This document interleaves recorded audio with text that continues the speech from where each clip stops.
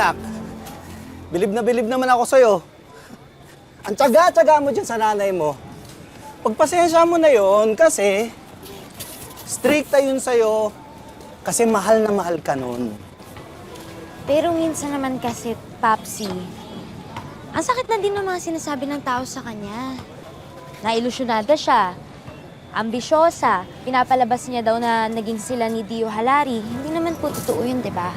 Hindi totoo yun. Huwag kang maniwala sa kanila, ha? Di talaga, no. Tsaka alam ko pong hindi ilusyonada si nanay. Tsaka kumakanta naman po talaga siya, di ba? Baka pa nga siya nung Dara Halari. Kasi ikaw naman, Papsi, gitarista ng halo. Di ba? Oo. Kaya huwag mo silang papansinin. Wala silang alam. Sayang lang po, no? Kinipapagat ni nanay yung pagkanta.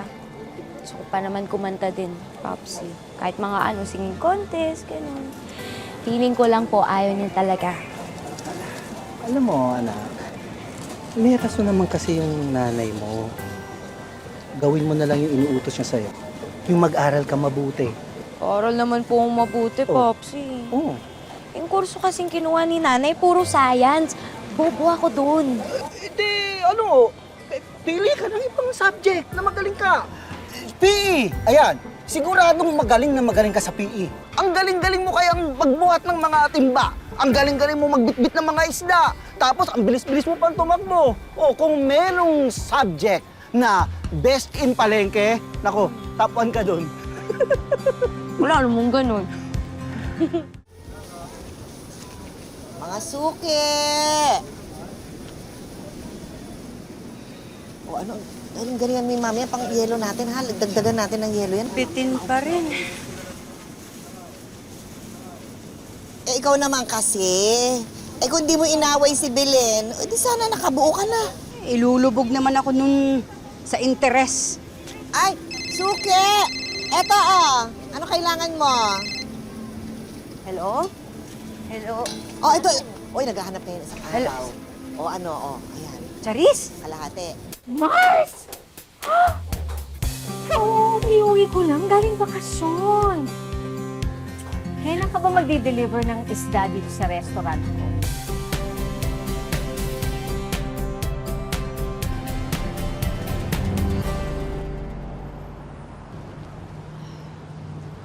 Kailangan ba talaga lahat ng muscles at bones may memorizein? Ang buto na lang laman ng utak ko eh. Alam mo, te, break is life naman kasi. Baka mawalan ka na ng brain cells niyan. Ganun na lang. Te. Ay ko naman, ano? Nagpost si Gabi, may fan meet daw hinigsi sa Starlight Mall. Fanny? Te, tara na, G na tayo. Te. Yoko. Kayo na bahala dyan. Linisin mo mabuti, ha? Alam mo, Mars, kahit hindi ka mag-deliver ng isda, dapat binibisita mo rin ako. Nako, lagi ka namang wala.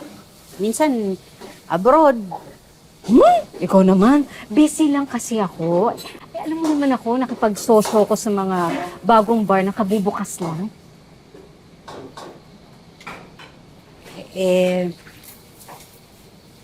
Mars. Baka pwedeng lumapit. Kasi magi-exam na si Jenny. Kinulang lang ako. Kulang pa yung pang-tuition. Bebe ko. Baka naman yung sweldo ko, pwede na yun. Mare, ano ka ba? Minsan lang itong maglambing, itong mare ko. Pero, huwag kayong mag-alala. Tutulungan ko kayo. Bago nyo akong gawing ATM, bonding muna tayo. Okay ba yun? Bash! Tama ba to? Alam mo, gusto kong kumanta kasama yung next week. Pero, kailangan kong mag-review. Ang dami ko pang kailangan memorize. Ano ba, kahit lamunin mo yung libro mo, hindi man mamamagic yung grades mo. Okay lang yan. Tsaka tignan mo, VIP event to, hindi lahat ng fans nandito. Next, excited na ba ang lahat? shift yung nanay mo sa palengke, paano? Relax ka na.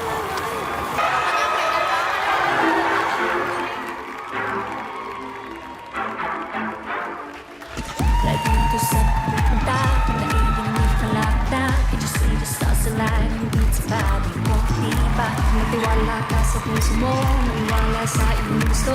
Di magbabaliwala lahat ng binuhos. Kahit madama, babamong ka. Di susukuan ang sa'yo'y di ladhana. Running fast and low, can't hold you down. You keep away, you're worth the crown. Run away. Grabe ka, Mars. Para akong batang isinama sa DV nito eh. Dami. Pero wala naman akong pambayad. Ano ka ba naman, Mars? Alam mo ang arte-arte mo. Dilampas ko kayang dumaan. Wala man lang akong naibigay sa'yo. Actually, kulang pa nga yan eh. Hindi mo naman ako kailangan pang regaluhan.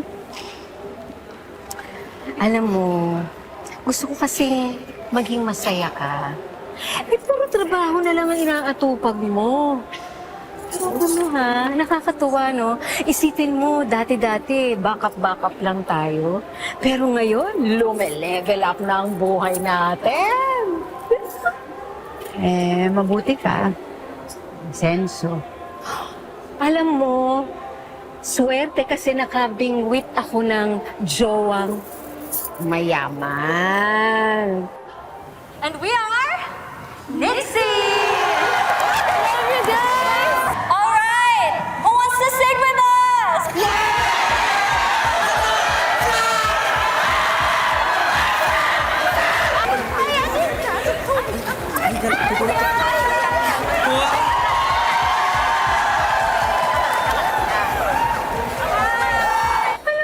Ikaw kaya ang pinakamaganda sa amin noon. Ngayon, Wala. Eh, sa pang-tuition pa lang ni Jenny, sa na yung kita ko. Pero walang problema yon. Basta makita ko lang na kapag tapos siya, masaya na ako. di ba, mahilig ko mata si Jen. Eh, yun ang kwento sa akin ni parang Perry, ha? Di kasi parang nanonood daw siya lagi ng mga shows nung Nexie. Kasi nagbabaka sakali kasi yung anak mo na baka paakyatin siya sa stage. Yun nga eh, kaya ayaw ko na nagpupunta siya sa mga ganun ng show. Uy, doon ako nagsimula. Ayaw kong pagdaanan niya lahat ng nangyari sa akin. Pero, masunurin siyang bata. Yan si Jenny. Alam kong di niya ako susuwi. What's her name? Jenny. Palakpakan naman natin si Jenny! Jenny?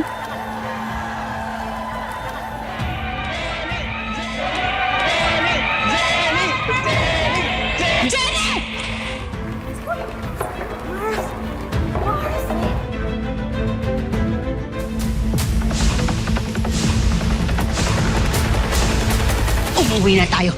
Ngayon din!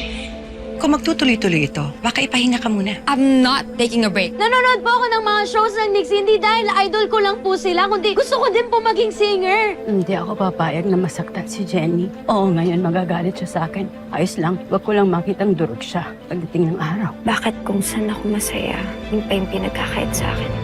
Kasalanan ko, bakit nawala si Dad? It was an accident. It was never your fault.